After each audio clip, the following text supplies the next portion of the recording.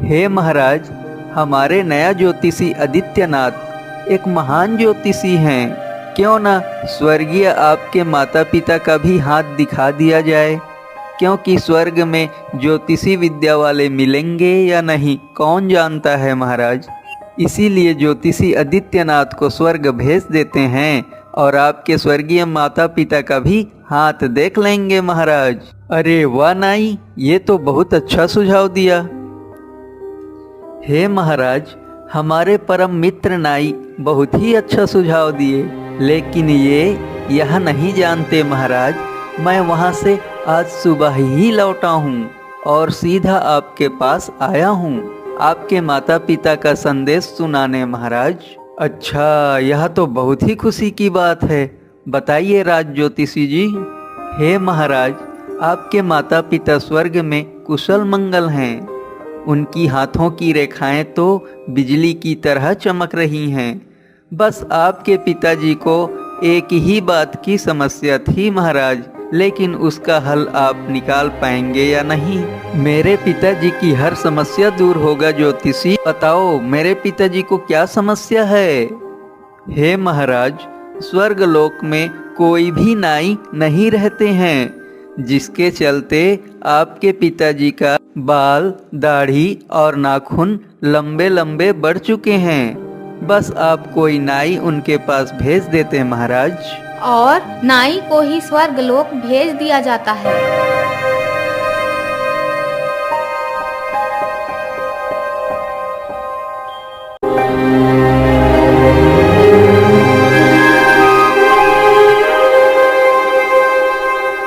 बहुत समय पहले की बात है, एक महान ज्योतिषी रहते थे। नाम था उनका ज्योतिषी आदित्यनाथ। उनकी भविष्यवाणी बड़ी सटीक होती थी। एक बार ज्योतिषी आदित्यनाथ एक वृक्ष के नीचे विश्राम कर रहे होते हैं। तभी राज्य का सेनापति संयोगवश वहां से गुजरने लगता है।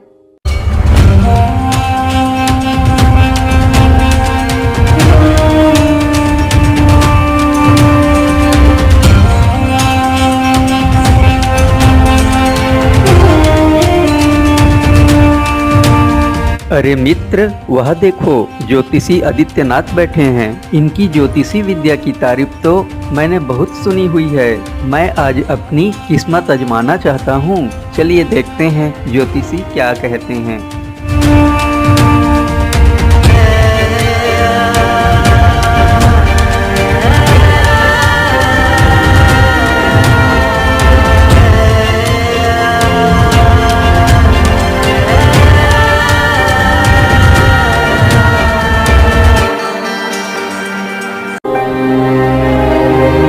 हे ज्योतिषी महाराज, मैं अपना भविष्य जानना चाहता हूँ। कृपा करके बताने की कष्ट करेंगे।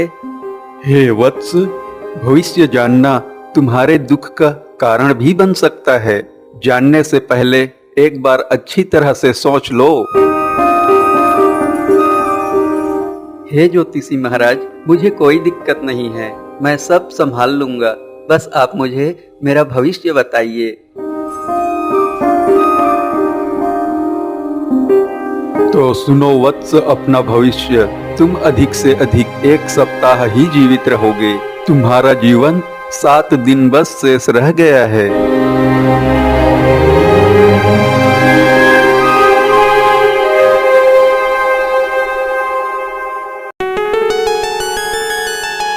और सेनापति बहुत घबराए हुए सीधा राजमहल आ जाते हैं और राज्य के राज ज्योतिषी से मिलते हैं और सारा हाल राज ज्योतिषी को बताते हैं।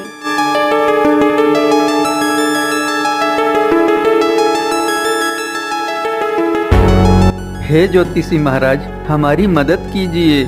आज मैं ज्योतिषी आदित्यनाथ के पास भविष्यवाणी के लिए गया था, तो उन्होंने बताया कि मेरा 7 दिन के अंदर ही मृत्यु हो जाएगा। मेरे पास केवल 7 दिन ही समय है।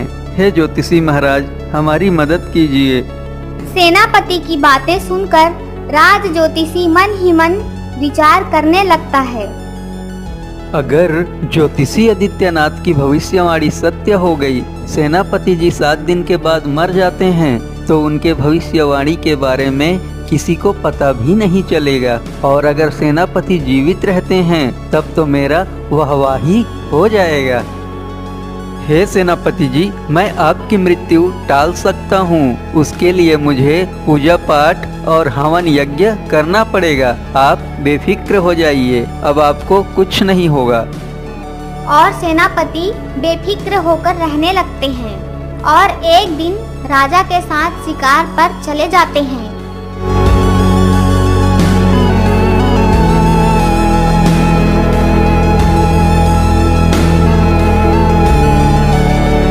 और एक खूंखार शेर सेनापति पर आक्रमण कर देता है और वहीं पर सेनापति की मृत्यु हो जाती है।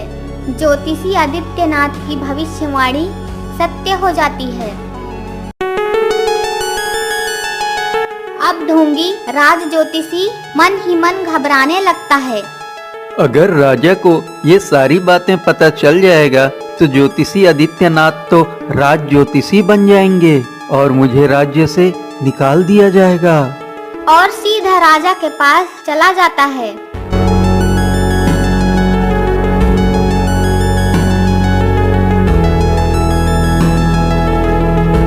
हे महाराज, हमारे ही राज्य में एक आदित्यनाथ नामक ढोंगी ज्योतिषी रहता है।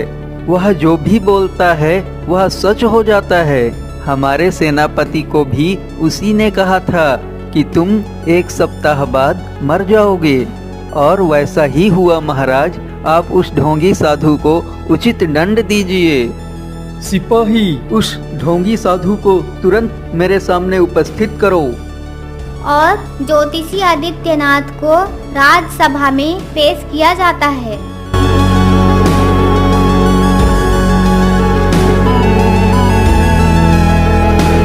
अच्छा, तो वो तुम ही हो जिन्होंने हमारे सेनापति का भविष्यवाणी किया था। हाँ जी महाराज, मैंने ही सेनापति का भविष्यवाणी किया था और मेरा भविष्यवाणी कभी व्यर्थ नहीं गया है महाराज। अच्छा, तुम्हारी भविष्यवाणी आज तक कभी व्यर्थ नहीं गया है, तो बताओ ढोंगी साधु, तुम्हारी मृत्यु कब आएगी? ज्योतिषी आदित्यनाथ बहुत समझदार थे। अगर बात में कुछ भी गड़बड़ी हुई तो महाराज इसी समय मृत्यु दिखा सकते हैं। फिर बड़े चतुराई से जवाब देते हैं। हे महाराज, मेरी मृत्यु आपके मृत्यु से ठीक 1 दिन पहले लिखी हुई है महाराज, और आप भी जानते हैं मेरी भविष्यवाणी कभी व्यर्थ नहीं जाता है महाराज। अब राजा ज्योतिषी आदित्यनाथ की बुद्धिमानी समझ जाते हैं और उनको राज्य का प्रमुख राज ज्योतिषी बना देते हैं और ढोंगी राज ज्योतिषी को राज्य से निकाल देते हैं।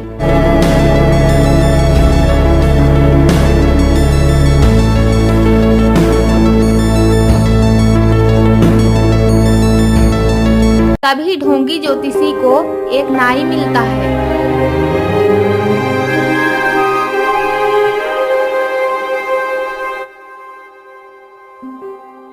हे ज्योतिषी महाराज, मैं आपकी मदद कर सकता हूँ। तुम जात के नाई मेरा क्या मदद करोगे? अरे महाशय, ज्योतिषी आदित्यनाथ को मैं मरवाने का उपाय बता सकता हूँ। सबसे पहले मैं राजा के पास जाऊंगा और अपना दिमाग चलाऊंगा। और नाई राजा के पास चला जाता है।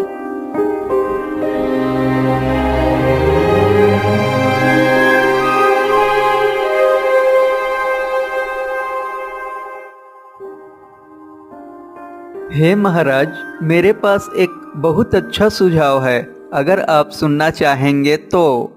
हाँ नाई, बताओ क्या सुझाव लाए हो, हम जरूर सुनना चाहेंगे। हे महाराज, हमारे नया ज्योतिषी आदित्यनाथ एक महान ज्योतिषी हैं। क्यों ना स्वर्गीय आपके माता पिता का भी हाथ दिखा दिया जाए, क्योंकि स्वर्ग में ज्योतिषी विद्या वाले मिलेंगे या नहीं कौन जानता है महाराज। इसीलिए ज्योतिषी आदित्यनाथ को स्वर्ग भेज देते हैं और आपके स्वर्गीय माता पिता का भी हाथ देख लेंगे महाराज। अरे वाह नाई, ये तो बहुत अच्छा सुझाव दिया। हे महाराज, हमारे परम मित्र नाई बहुत ही अच्छा सुझाव दिए, लेकिन ये यह नहीं जानते महाराज, मैं वहाँ से आज सुबह ही लौटा हूँ और सीधा आपके पास आया हूँ आपके माता पिता का संदेश सुनाने महाराज। अच्छा, यह तो बहुत ही खुशी की बात है। बताइए राज ज्योतिषी जी। हे महाराज, आपके माता पिता स्वर्ग में कुशल मंगल हैं। उनकी हाथों की रेखाएं तो बिजली की तरह चमक रही हैं। बस आपके पिताजी को एक ही बात की समस्या थी महाराज, लेकिन उसका हल आप निकाल पाएंगे या नहीं? मेरे पिताजी की हर समस्या दूर होगा ज्योतिषी। बताओ मेरे पिताजी को क्या समस्या है? हे महाराज, स्वर्गलोक में कोई भी नाई नहीं रहते हैं, जिसके चलते आपके पिताजी का बाल, दाढ़ी और नाखून लंबे लंबे बढ़ चुके हैं। बस आप कोई नाई उनके पास भेज देते महाराज। और नाई को ही स्वर्गलोक भेज दिया जाता है।